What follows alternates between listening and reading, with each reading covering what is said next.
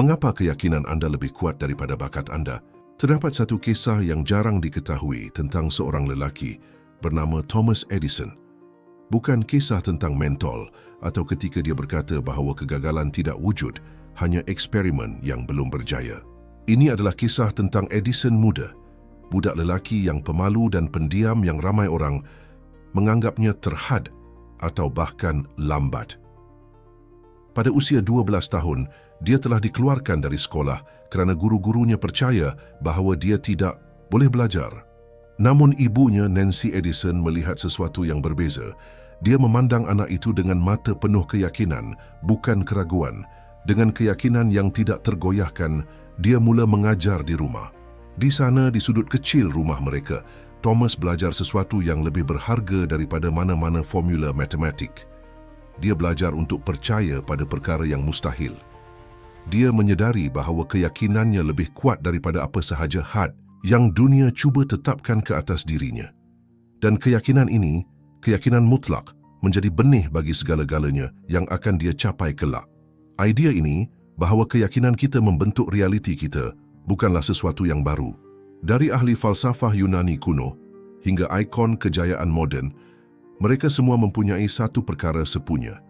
Visi yang tidak tergoyahkan tentang siapa yang ingin mereka jadi dan apa yang ingin mereka cipta.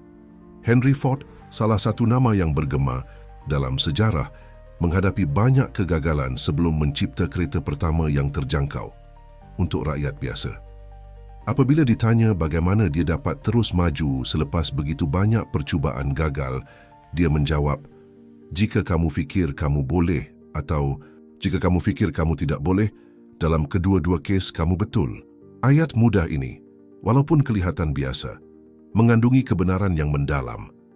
Apa yang kamu percayai tentang diri sendiri menentukan sejauh mana kamu boleh pergi. Bukan alat yang kamu miliki, tetapi keyakinan yang membimbing penggunaannya. Bayangkan sejenak bahawa minda anda seperti padang luas yang subur. Setiap biji benih yang kamu tanam di sana, sama ada keyakinan tentang kekurangan, ketakutan, atau keraguan, atau keyakinan tentang kelimpahan, keberanian, dan peluang, ia akan tumbuh dan berbuah. Masalahnya ialah kita sering membiarkan suara luaran menanam biji-bijian tersebut untuk kita. Komen merendahkan dari seorang guru, penilaian terburu-buru dari seorang rakan sekerja, kritikan pedas dalam mesyuarat pekerjaan, kata-kata ini boleh berakar umbi dalam, menghasilkan hasil yang pahit yang menghalang kemajuan kita. Tetapi inilah rahsianya. Kamu mempunyai kuasa untuk memilih biji-bijian mana yang ingin kamu rawat. Kamu boleh mencabut semak-semak keraguan dan menggantinya dengan bunga keyakinan. Semua bermula dengan keputusan sedar untuk percaya kepada sesuatu yang lebih besar. Jadi apakah sesuatu yang lebih besar itu?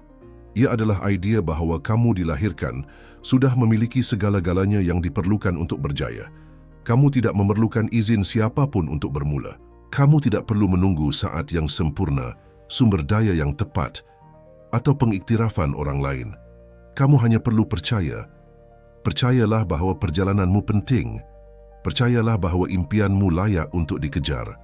Walaupun jalannya tidak jelas, percayalah bahawa ada sesuatu yang lebih besar sedang membimbingmu. Keyakinan macam ini bukanlah kebodohan, ia adalah daya pendorong. Ia adalah bahan api yang menjaga jentera bergerak apabila semua lampu nampaknya padam. Fikirkan Walt Disney, seorang lelaki yang hidupnya dipenuhi dengan penolakan dan kesulitan kewangan.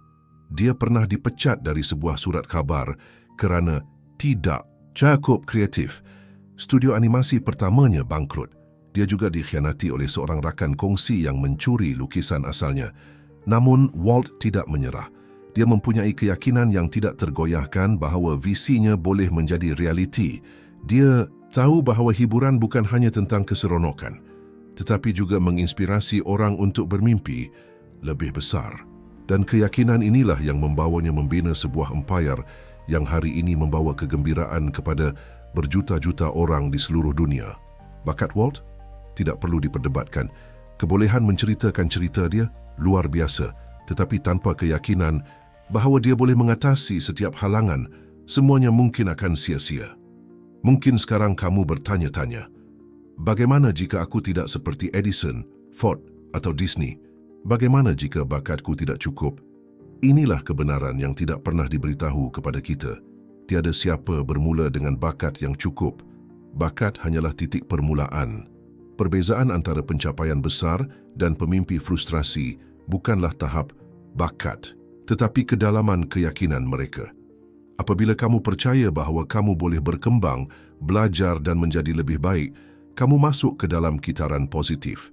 Setiap kemenangan kecil mengukuhkan keyakinan diri kamu. Setiap kesilapan menjadi pelajaran, bukan kegagalan. Dan perlahan-lahan, kamu membina sesuatu yang melebihi bakat. Kamu mencapai penguasaan. Namun, penguasaan bukanlah destinasi, tetapi proses. Ia seperti mendaki gunung tanpa henti, di mana setiap langkah mengungkap horizon baru. Dan dalam perjalanan, ini kejelasan adalah kompas kamu. Tanpa kejelasan, kamu akan hanyut tanpa arah oleh arus luaran. Tetapi dengan kejelasan, kamu menetapkan laluan kamu sendiri. Kamu tahu dengan tepat ke mana kamu pergi dan mengapa. Ini bukan bermakna jalan akan mudah, tetapi setiap halangan adalah ujian, bukan akhir. Kejelasan datang apabila kamu membenarkan diri kamu bermimpi besar sambil tetap berkomitmen kepada butiran. Ini adalah perbezaan antara berkata, saya ingin berjaya dan saya ingin membina syarikat yang akan memberi kesan kepada 10 juta orang dalam 5 tahun. Pernyataan kedua kuat kerana ia spesifik, boleh diukur dan penuh tujuan. Matlamat, di sisi lain, adalah apa yang menukarkan keyakinan kamu kepada sesuatu yang nyata. Apabila kamu menghubungkan tindakan kamu dengan sesuatu yang lebih besar daripada diri kamu, sesuatu yang melampaui keperluan peribadi, kamu menemui sumber tenaga yang tidak pernah habis. Abraham Lincoln memahami ini dengan baik. Dia berjuang melawan kemurungan sepanjang hidupnya, tetapi dia mendapat kekuatan dari misinya untuk menyatukan sebuah negara yang terpecah. Bagi dia, ini bukan hanya tentang memenangi perang. Ini tentang memelihara idea kebebasan dan kesamarataan untuk generasi akan datang. Visi ini memperluas perspektifnya dan menegakkannya dalam masa-masa paling gelapnya. Begitu juga apabila kamu menemui matlamat kamu. Kamu berhenti bekerja untuk diri sendiri dan mula menyumbang kepada sesuatu yang akan bergema jauh melampaui kewujudan kamu. Tetapi disiplin tanpa matlamat adalah seperti perahu tanpa dayung, indah dilihat, tetapi tidak berguna. Disiplin adalah otot yang menukarkan keyakinan kamu kepada keputusan. Ia adalah amalan harian, walaupun tiada siapa yang melihat. Ia adalah bangun awal-awal ketika dunia masih tidur. Ia adalah berkata tidak kepada gangguan dan ya kepada kemajuan. Disiplin tidak glamour tetapi sangat penting. Ia adalah yang membezakan pemimpi sesaat dengan pembina empayar. Dan inilah paradoksnya. Semakin kamu disiplin, semakin sedikit usaha yang dirasakan diperlukan. Kerana konsisten mencipta tabiat dan tabiat menjadikan perkara luar biasa mungkin. Tindakan adalah langkah seterusnya yang tidak dapat dielakkan. Keyakinan tanpa tindakan adalah seperti kapal yang terikat di pelabuhan.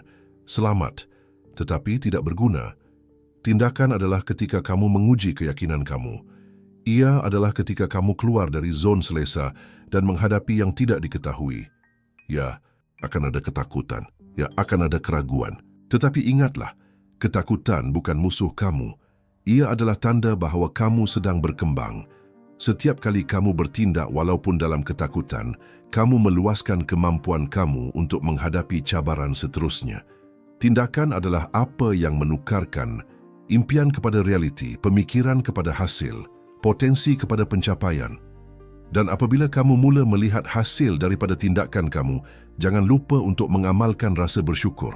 Rasa bersyukur adalah penawar untuk ketidakpuasan hati yang berterusan. Ia mengingatkan kamu untuk menghargai masa kini sambil bekerja untuk masa depan. Ia menghubungkan kamu dengan perkara-perkara yang benar-benar penting dan memberi kamu kerendahan hati untuk terus berkembang. Pemimpin besar seperti Mahatma Gandhi memahami ini. Dia percaya bahawa rasa bersyukur adalah asas untuk kedamaian dalaman dan perubahan sosial. Apabila kamu bersyukur, kamu menarik lebih banyak perkara untuk disyukuri.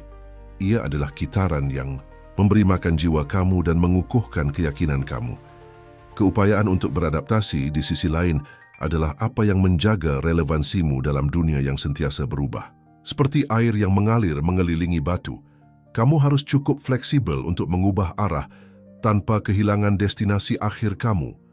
Steve Jobs memahami ini dengan sempurna. Dia telah diberhentikan dari Apple, syarikat yang dia tolong asaskan, tetapi sebagai ganti menyerah, dia menggunakan pengalaman itu sebagai peluang untuk mereinvent dirinya. Ketika dia kembali beberapa tahun kemudian, dia membawa ide baru yang merevolusi teknologi moden. Keupayaan beradaptasi bukanlah kelemahan, ia adalah kebijaksanaan strategik. Ia adalah mengetahui bilakah harus mengubah arah tanpa meninggalkan visi kamu. Ketahanan adalah apa yang mengekalkan kamu berdiri tegak apabila segala-galanya kelihatan runtuh. Ia adalah kebolehan untuk menyerap hantaman kehidupan tanpa kehilangan intipati kamu. Nelson Mandela, selepas 27 tahun dipenjarakan, muncul bukan sebagai mangsa, tetapi sebagai simbol harapan dan rekonsiliasi. Dia tidak membenarkan keadaan menakrifkan siapa dia. Sebaliknya, dia menggunakan kesakitannya sebagai bahan api untuk mentransformasi sebuah negara. Ketahanan bukanlah mengelakkan masalah. Ia adalah menghadapi mereka dengan keberanian dan kebijaksanaan. Akhirnya pembelajaran berterusan adalah apa yang mengekalkan kamu hidup. Hari kamu berhenti belajar adalah hari kamu berhenti berkembang. Albert Einstein, salah satu minda terbesar dalam sejarah, pernah berkata bahawa rasa ingin tahu mempunyai alasannya sendiri untuk wujud. Dia tidak pernah berhenti bertanya, meneroka dan bereksperimen. Dan dahaga ilmu yang tidak pernah puas ini menjaga api inovasi terus menyala. Pembelajaran bukan hanya tentang mengumpulkan maklumat, ia adalah tentang mengembangkan cara berfikir, membuka pintu-pintu baru dan memperdalam pemahaman kamu tentang dunia. Jadi, mari kita kembali kepada soalan asal. Mengapa keyakinan kamu lebih kuat daripada bakat kamu? Kerana bakat, sehebat mana pun ia kelihatan, mempunyai had. Ia boleh membawa kamu jauh tetapi tidak sampai ke infinity. Keyakinan di sisi lain tidak terbatas. Ia adalah kekuatan yang mendorong kamu melampaui apa yang kamu fikir mungkin. Ia adalah sebab kamu bangkit selepas setiap kejatuhan, terus maju selepas setiap kegagalan, dan bermimpi lebih tinggi selepas setiap kejayaan. Keyakinan kamu adalah asas di mana kamu membina hidup kamu. Dan apabila asas itu kukuh, tiada apa yang boleh menggoncang struktur kamu. Oleh itu, hari ini putuskan apa yang kamu percayai. Putuskan bahawa kamu mampu. Putuskan bahawa kamu layak. Putuskan bahawa tidak kira apa kata dunia. Kamu mempunyai kuasa untuk mencipta realiti yang kamu idam-idamkan. Kerana pada akhirnya, bukan kemahiran kamu yang menakrifkan siapa kamu. Ia adalah keyakinan kamu. Dan apabila kamu menyedari ini, kamu akan menemui bahawa tiada had kepada apa yang boleh kamu capai.